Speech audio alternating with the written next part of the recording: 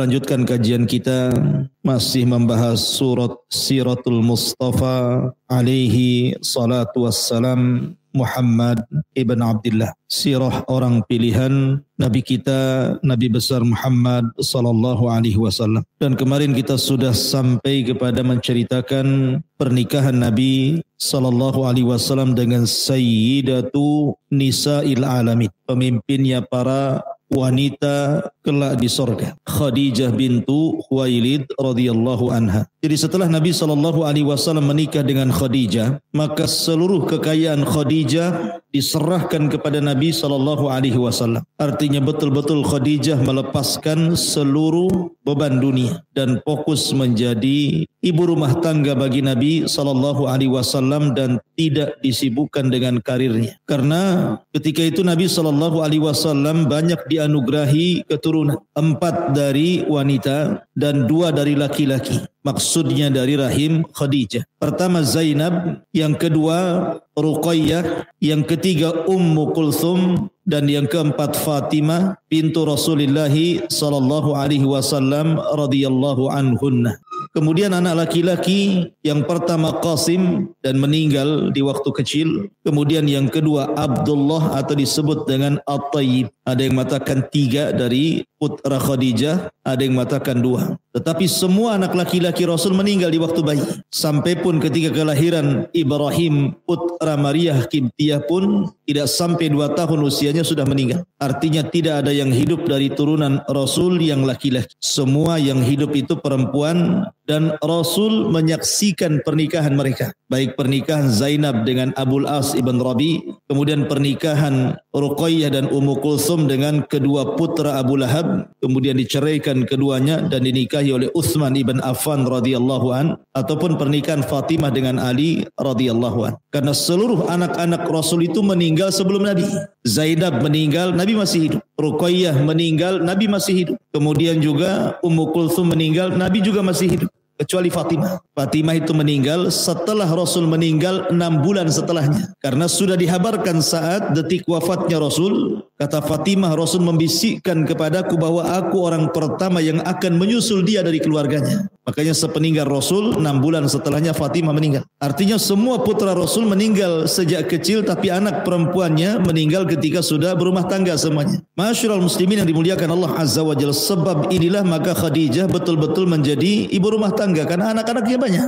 Dia harus mengurus anak-anaknya, dan seluruh kekayaan Khadijah dan bisnisnya betul-betul diserahkan kepada Rasul. Jadi Rasul yang mengelola seluruh bisnis Khadijah karena percaya Khadijah menyerahkan harta kepada Rasul. Tak tahu kalau posisi Rasul digantikan antum, tak tahu Khadijah percaya atau itu ya. Masyarul muslimin yang dimuliakan Allah Azza wa Jalla. Karena banyak di zaman sekarang kalau menikah dengan janda kaya itu sebelum menikah sudah main notaris. Ini punya saya, jangan diganggu gugat. Yang itu punya kamu, ambil sana. Intinya bahwa Nabi SAW mulai memainkan menjadi seorang peniaga handal dan ulung. Di sinilah Nabi SAW banyak kenal para pedagang-pedagang Arab seperti Abu Bakar, Uthman, Abdurrahman bin Auf, Zubair, dan banyak sekali para peniaga hebat di zaman itu yang kemudian akhirnya berkawan dengan Rasul. Walaupun demikian Nabi SAW masih tetap diberikan julukan oleh orang-orang Quraisy itu Sadiqul Amin. Jadi walaupun Nabi sudah menikah dengan Khadijah dan sibuk dengan perniagaan, dia masih tetap menerima titipan barang. Jadi orang-orang Quraisy itu yang pergi takut uangnya hilang dititipkan di rumah Nabi.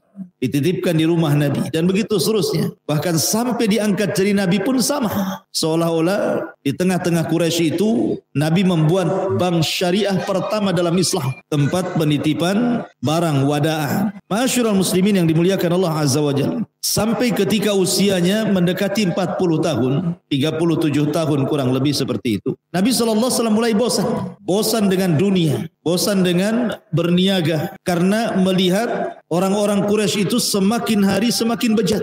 Semakin hari semakin buruk kondisinya. Tradisi-tradisi jahiliyah itu makin menyebar merajalela. Mulai dari penyembahan kepada berhala, minum khamr, perzinahan, perjudian, dan yang semacamnya. Maka fitrah Nabi SAW menolak. Dari situ Nabi SAW yuhibbu tahannut, mulai suka menyendiri. Terkadang dia pergi ke Muzdalifah 1 bulan, terkadang dia pergi ke Mina, Terkadang dia pergi ke tempat-tempat untuk tafakkur. Sampai ketika usianya di usia 39 tahun 6 bulan. 39 tahun 6 bulan. Disitulah Nabi SAW dikejutkan dengan mimpi kafalaki subhi. Mimpinya itu seperti falak subuh. Apa maksudnya? Artinya selama 6 bulan sebelum Rasul diangkat jadi Nabi itu selalu mimpi malamnya. Anehnya malamnya mimpi, besoknya kenyataan mimpinya. Setiap beliau mimpi mesti terjadi mimpinya. Persis seperti yang dimimpi kejadiannya. Makanya seperti falak subuh. Dan begitulah para nabi,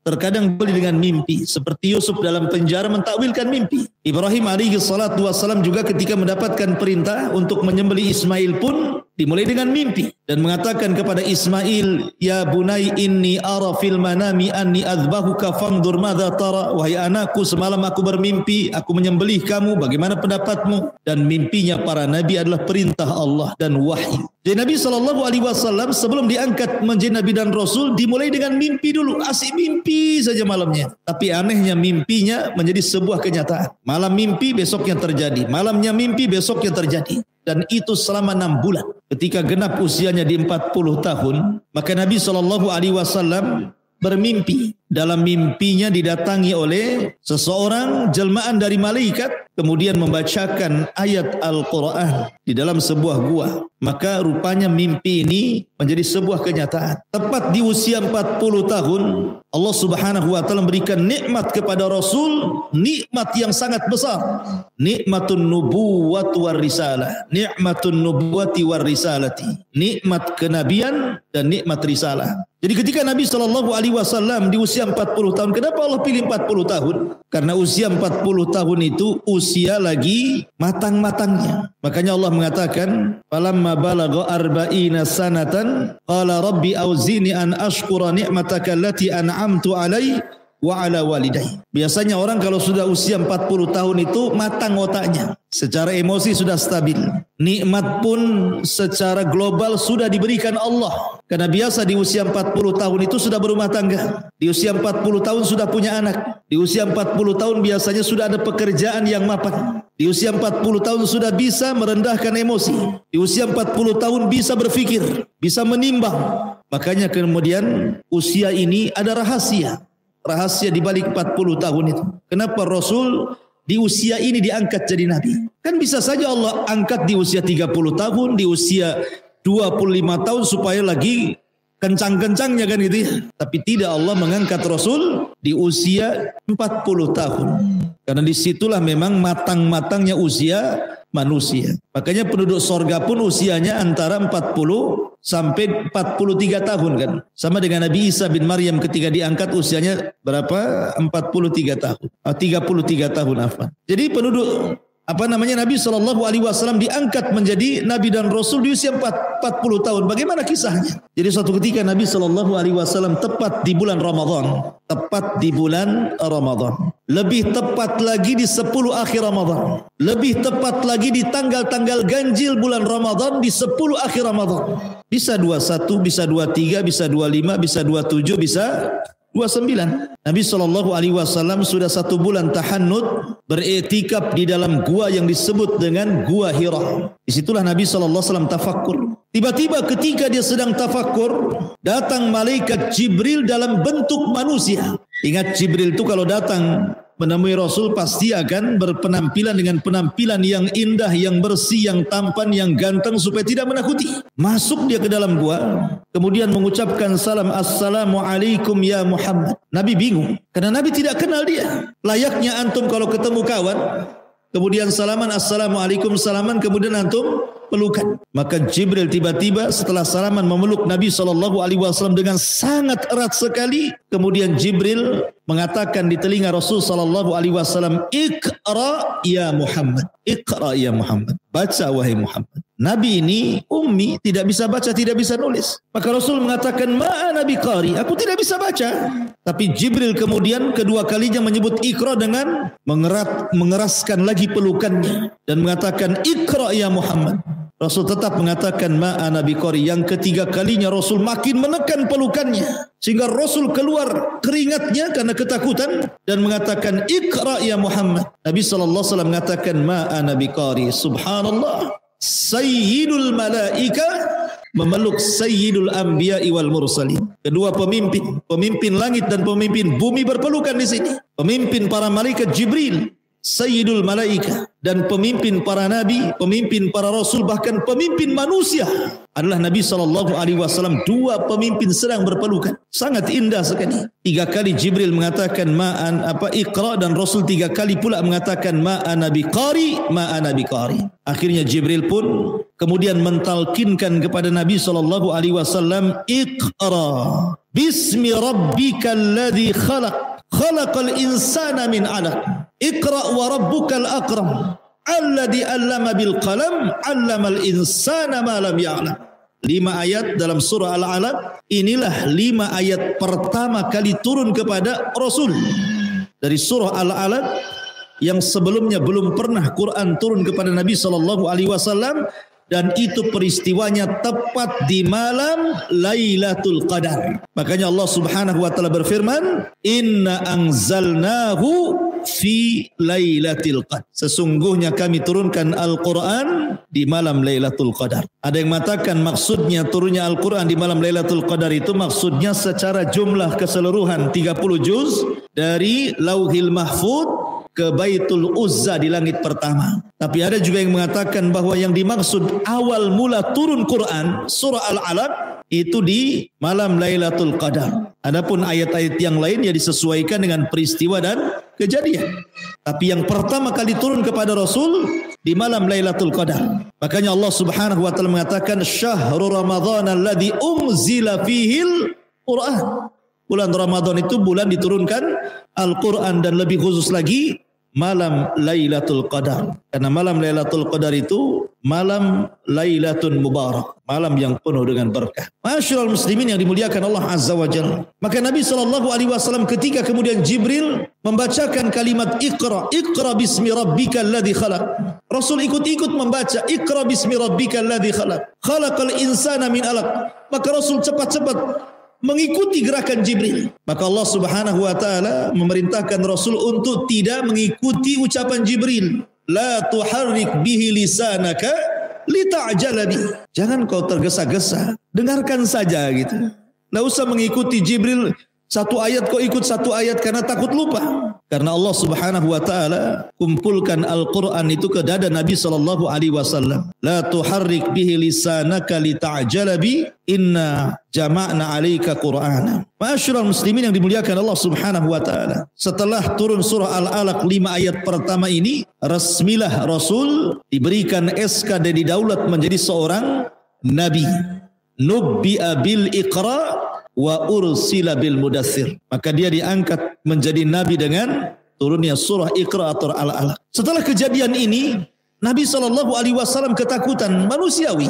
Berada di dalam gua sendirian, tiba-tiba dikejutkan oleh seseorang, tiba-tiba kemudian mengajarkan surah Al-Alaq kepada Rasul dan memaksa untuk diikuti dan dibaca gitu ya. Maka Nabi SAW pulang dalam kondisi ketakutan. Dia datang kepada Khadijah bintu Khuwailid radhiyallahu anha. Kemudian mengatakan kepada Khadijah, "Ya Khadijah, ya Khadijah, zammiluni.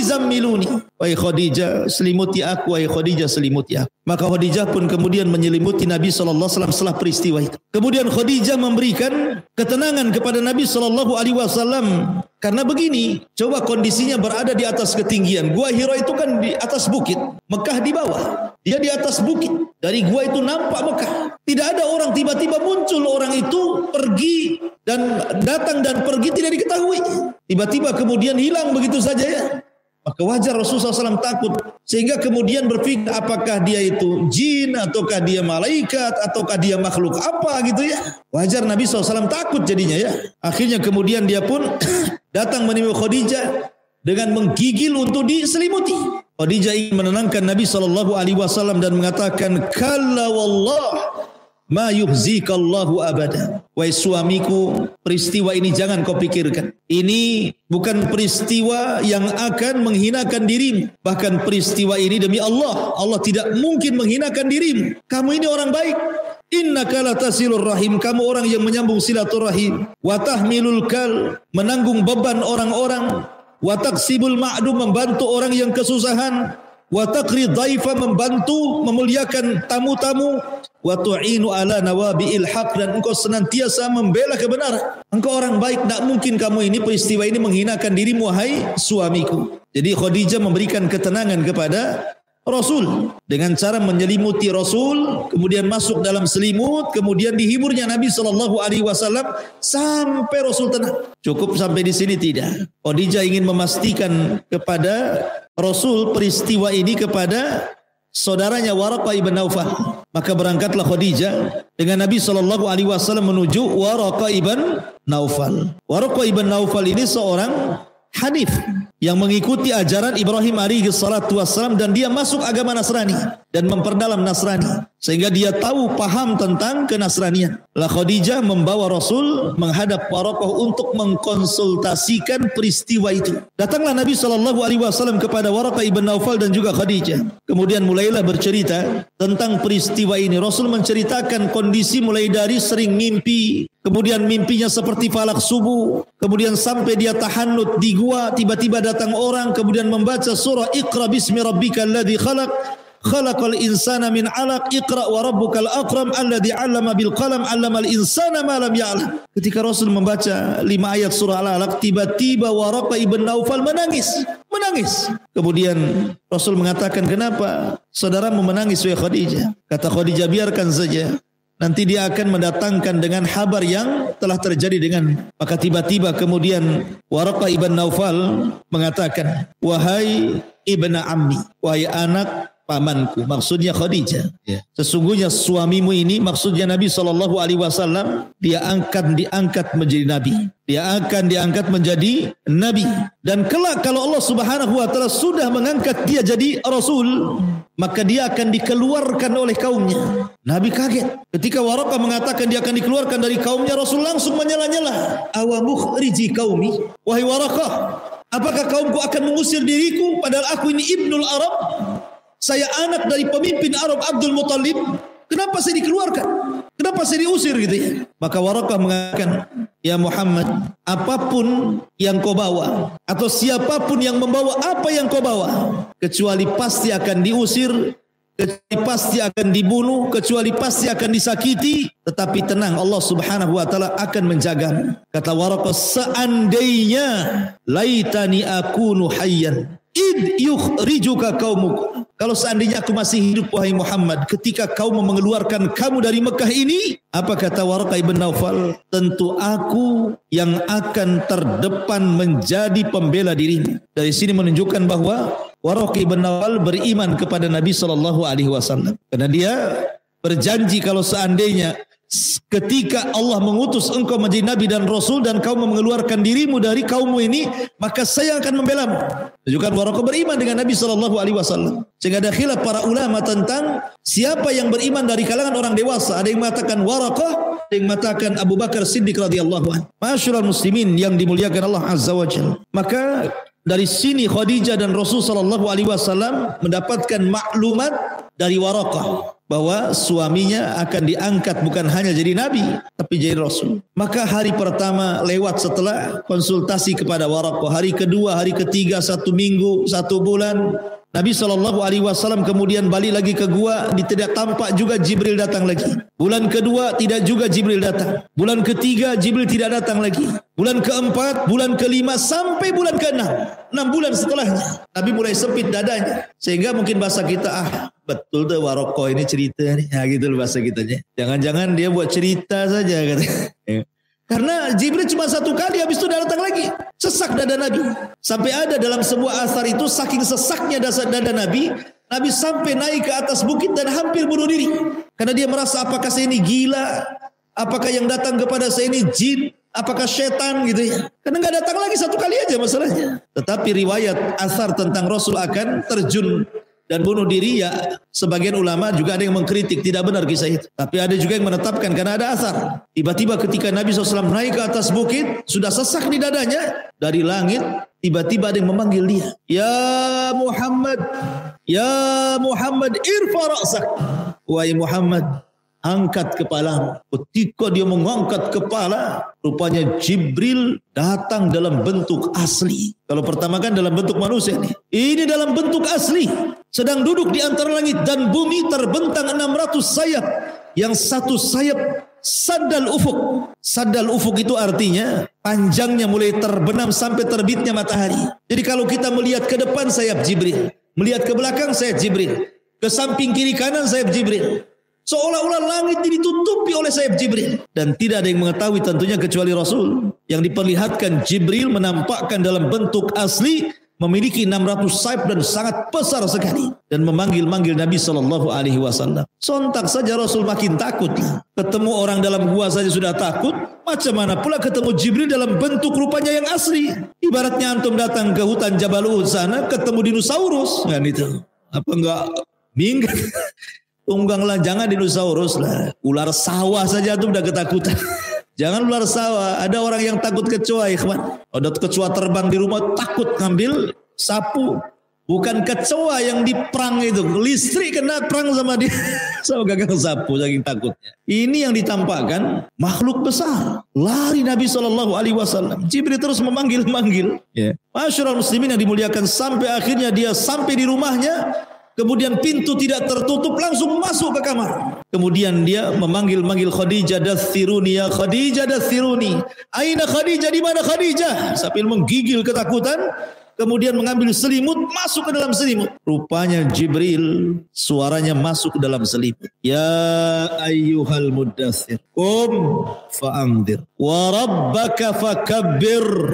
Wa thiyabaka fatahhir warrujza fahjur wala tamnun tastakthir wali rabbika fasbir. Turun surah Al-Mudaththir di balik selimut. Ya ayyuhal muddathir, hei orang yang berselimut, qum. Lagi ketakutan dia, disuruh berdiri cuma kan. Dia dah takut, Rasul takut menghindari Jibril, masuk ke dalam selimut. Karena kenapa berselimut? Selimut ini minimalnya mengurangi rasa takut, ikhwan. Antum kalau takut ambil selimut itu kurang takutnya. Itu bisa mengurangi rasa takut. Tiba-tiba kemudian suara Jibril masuk pula ke dalam selimut kan. Hei orang yang berselimut, jangan tidur. Kum, berdiri. Fa'angdir, berikan peringatan kepada manusia. Kum fa'angdir. Wa rabbaka fakabbir. Dan bertakbirlah kepada Rabbmu. Wa thiyabaka fatahhir, sucikan, bersihkan pakaian. Wa li rabbika fasbir. Jadi Allah Subhanahu wa taala turunkan surah Al-Mudaththir ketika Rasul berada dalam selimut itu. Maka dengan turun surah 5 ayat surah Al-Mudaththir yang sebelumnya 5 ayat surah Al-Alaq, dari sinilah Rasul didaulat menjadi Rasul. Karena diangkat jadi Nabi dengan turun surah Al-Alaq, diangkat menjadi Rasul dengan turun surah Al-Mudaththir. Nubbi'a bil alaq wal ursila bil mudaththir. Lalu apa bedanya surah Al-Alaq dengan surah Al-Mudaththir itu? Kenapa Al-Alaq mengangkat Rasul jadi Nabi? Kenapa pula Al-Mudaththir mengangkat Rasul jadi Rasul? Karena dalam surah Al-Alaq belum ada perintah menyampaikan. Dalam surah Al-Alaq itu hanya perintah belajar. Iqra, baca. Dan baca itu alat belajar. Orang cerdas karena baca. Belum ada perintah menyampaikan kepada manusia. Makanya belum jadi Rasul. Tapi surah Al-Mudaththir ini sudah perintah. Qum fa'angzir. Berdiri. Berikan peringatan kepada manusia. Ketika ada perintah itu, jadilah dia Rasul. Nabiyan wa rasulah. Raditu billahi wa bil islami dina Muhammadin nabiyan wa rasulah. Nubbi'a bil alaq wa ursila bil mudaththir. Diangkat jadi nabi dengan turunnya 5 ayat dalam surah Al-Alaq, dan diangkat menjadi rasul dengan turunnya 5 ayat dalam surah Al-Mudaththir. Maka dari sini lengkaplah risalah kenabian Nabi sallallahu alaihi wasallam. Setelah kemudian Jibril membisikkan suaranya di dalam selimut, maka Rasul kemudian mulai menceritakan kepada Khadijah kejadian itu. Maka Khadijah langsung teringat apa yang dikatakan Warqa bin Naufal, dan dia mengatakan asyhadu annaka Rasulullah. Aku bersaksi wahai suamiku, engkau adalah utusan Allah. Maka dia orang yang pertama kali beriman sebelum ada manusia baik perempuan atau laki-laki yang beriman. Maka dialah orang yang pertama kali beriman. Dan itu disepakati oleh ulama sejarah. Kecuali ada beberapa dai di negeri kita mengatakan bahwa Khadijah itu Nasrani. Biarin sajalah ya. Maka kita katakan bahwa Khadijah muslimah. Dia orang yang pertama kali masuk Islam dari semua laki-laki dan perempuan. Makanya ketika dari Khadijah, setelah meninggalnya Khadijah itu, maka Nabi SAW langsung teringat Khadijah menyembelih kambing dibagi-bagikan ke kawan-kawannya. Aisyah cemburu. Aisyah radhiyallahu anha, ya Rasulullah, di depan dulu ada gadis cantik lagi. Sementara istrimu yang sudah meninggal itu sudah tua, sudah enggak ada, sudah mati. Kau masih sebut-sebut dia juga, katanya. Cemburu dia. Hati-hati antum ya. Antum kalau pernah beristri kemudian meninggal pula istri antum, jangan diaminkan. Kemudian setelah itu menikah lagi, jangan ceritakan kebaikan istri antum yang sudah meninggal ke istri yang kedua yang masih hidup. Itu mengundang cemburu. Nggak boleh mengundang cemburu, ikhwan. Karena terkadang ya kita harus juga memberikan perasaan yang baik juga ya. Lihat Aisyah saja cemburu. Makanya ada satu kisah. Ada seorang suami itu cinta sekali sama istrinya, cinta mati. Cinta mati. Allah takdirkan tidak punya anak. Kata istrinya, bang nikah lagi lah bang. Kata suaminya, enggak mau. Abang ini tidak punya laki-laki lain kecuali hanya dirimu yang kusayang. Enggak ada lagi cinta sejati kecuali untuk. Sudah jangan cerita nikah lagi, nikah lagi. Akhirnya terus sudah lama bertahun-tahun enggak punya anak juga. Istrinya mendorong seperti ini nikah lagi. Tapi suaminya jawabannya sama. Rupanya istrinya ini terkena penyakit kanker. Masuklah rumah sakit. Karena saking sayangnya dengan istrinya, sampai rela dia tidak bekerja. Dia tunggu istri di samping, istrinya di rumah sakit dan pekerjaan dibawa ke rumah sakit, laptopnya dibawa ke rumah sakit. Saking tidak mau pisah dengan istrinya. Ketika itu istrinya mengatakan, bang, lihat kondisiku, aku sudah sakit parah. Sebaiknya kau nikahlah. Bayangkan, dalam detik-detik seperti itu suruh nikah. Apalagi ada vonis dokter, usiaku tidak sampai 1 bulan akan meninggal dunia. Saya ingin menyaksikan kau menikah lagi. Tapi memang cinta mati tidak mau dia. Kalau antum ada rekomendasi dari istri seperti itu, tidak nunggu 2 hari 2 detik, langsung akan nikah. Masyarul muslimin yang dimuliakan Allah Azza wa Jalla. Akhirnya setelah betul-betul menghembuskan sesuai dengan prediksi dokter, hanya dalam beberapa minggu dia meninggal. Meninggallah istrinya. Meninggal istri. Rupanya setelah beberapa hari datang pembantunya, memberikan hadiah kado dari istrinya sebelum wafatnya. Dan isinya cermin.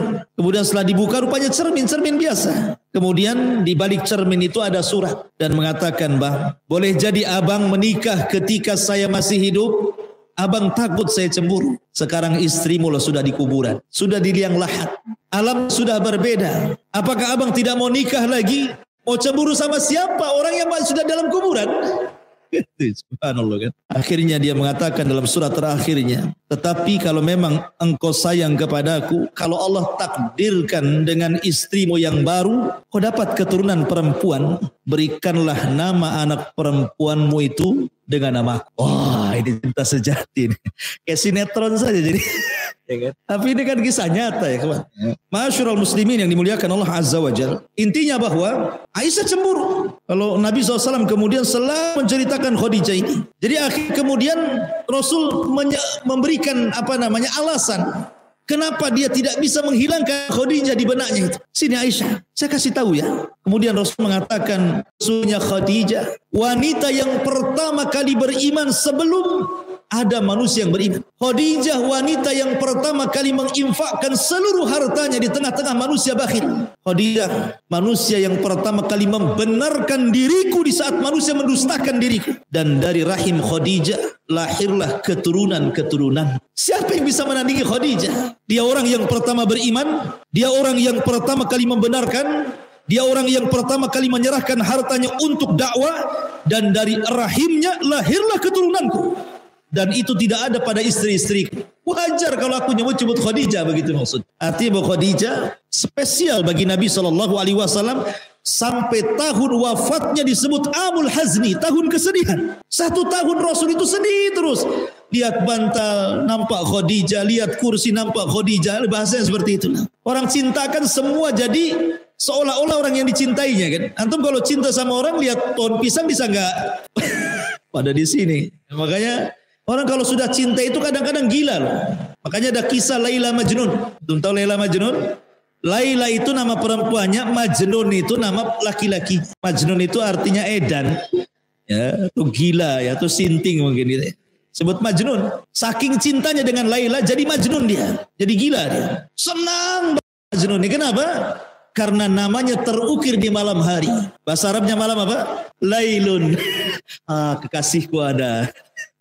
Datang di siang hari benci dia. Kenapa? Hilang kekasihnya. Itulah Majnun. Ya. Ketika dia suatu ketika berburu, lapar nih si Majnun nih, berburu, pengen makan. Akhirnya adalah dia binatang yang sedang lari dikejar sama dia. Rupanya seekor kijang. Kijang binatang bukan kijang mobil, susah diburu kijang mobil. Dibom kalau kijang mobilnya nggak bisa dipanah ya. Jadi lewatlah binatang kijang dipanah sama dia, kena pula kakinya. Kijang kan pandai itu, biasanya dia pura-pura mati. Jadi pura-pura mati, diambillah pisau sama si Majnun ini dan hampir digorok. Tetapi sebelum digorok, diliatin matanya. Kok matanya sama dengan Laila katanya. Lihat matanya kijang itu sama dengan Laila. Akhirnya dilepas. Kata kawannya, kenapa kau lepas? Jangan dibunuh. Mata dia sama dengan Laila. Majnun kau katanya. Sejak itu disebut Majnun dia. Makanya Laila Majnun gitu ya. Intinya ma'asyiral muslimin yang dimuliakan Allah Azza wa Jalla. Jadi Nabi itu ya tidak juga kemudian Nabi seperti Majnun, tidak. Maksudnya orang kalau sudah cinta kepada istri seperti Nabi SAW sampai terngiang-ngiang, makanya kemudian dicarikan orang yang bisa mengobati penyakit itu. Nikahlah Rasul dengan Aisyah radhiyallahu anha, dan alhamdulillah ada pengganti, sedikit demi sedikit kan terlupakan. Makanya obat orang yang mencintai istri dan ditinggal mati istri, cepat nikah lagi. Nah, itu obatnya. Sebab kalau tidak nikah lagi kepikiran terus, bisa kurus kering dia, nggak akhir malas sana sini. Seolah di dunia itu hanya dia saja. Makanya cepat nikah lagi. Yang istrinya meninggal. Kalau istrinya masih hidup ya izin dulu. Baik. Balik ke cerita tadi. Jadi pertama yang beriman Khadijah bintu Khuwailid. Kemudian setelah itu kan Ali radhiyallahu anhu, itu kan satu atap dengan Rasul. Karena Rasul itu kan sudah lama dididik dan dibesarkan oleh pamannya Abu Thalib. Maka jazaul ihsan ilal ihsan. Balasan orang berbuat baik itu dengan kebaikan yang sama. Maka Nabi mengambil salah satu putra Abi Thalib, dididik di rumah dia. Abi Thalib itu kan banyak anaknya. Ada namanya Ukail, ada namanya Ali, ada namanya Hamzah gitu. Lah masing-masing orang itu mengambil anaknya Abu Thalib karena fakir. Seperti Abbas, Hamzah dididik oleh Abbas. Kemudian Ali diambil oleh Nabi SAW untuk mengurangi beban Abu Thalib yang miskin. Lah ketika itu Ali usianya 10 tahun. Ketika melihat Khadijah beriman kepada Nabi SAW, ikut-ikut dia beriman dia.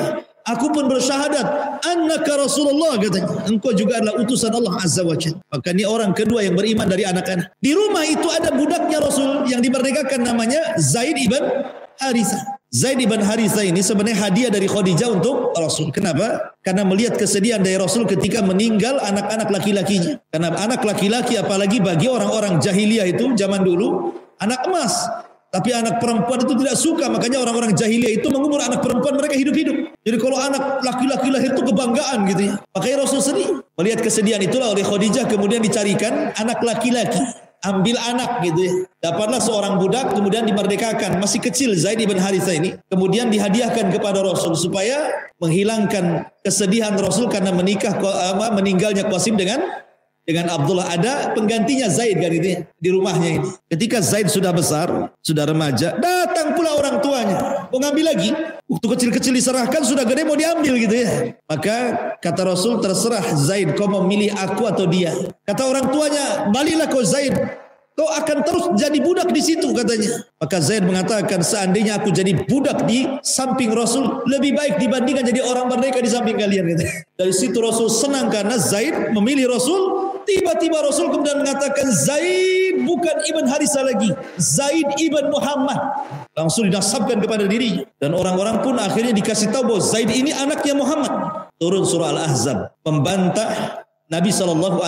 Ma ja'alallahu ad'iya'akum abna'akum. Tidak boleh bapak-bapak angkat menasabkan anak angkat kepada bapak angkatnya. Ud'uhum li'abaihim wa aqsatu indallah. Kembalikan nasab bapaknya, itu lebih adil di hadapan Allah. Akhirnya tidak jadi, diambil lagi bukan Zaid bin Muhammad, dibalikin lagi di Zaid bin Harithah. Lah Zaid bin Harithah ini orang ketiga yang beriman di rumah Nabi SAW. Setelah Khadijah, kemudian Ali, kemudian Zaid, kemudian orang luar Abu Bakar Siddiq radhiyallahu. Orang keempat dari Abu Bakar inilah masuk Islamlah Utsman bin Mad'un, Utsman bin Affan, Zubair, macam-macam. Nanti kisahnya ada sendiri. Bagaimana permulaan dakwah Nabi SAW di permulaan Islam. Karena sudah Isya juga dan sudah azan. Ya, kita tutup, mudah-mudahan ada manfaatnya. Subhanakallahumma bihamdika asyhadu an la ilaha illa anta astaghfiruka wa atubu ilaik. Allahu taala alam. Assalamualaikum warahmatullahi wabarakatuh.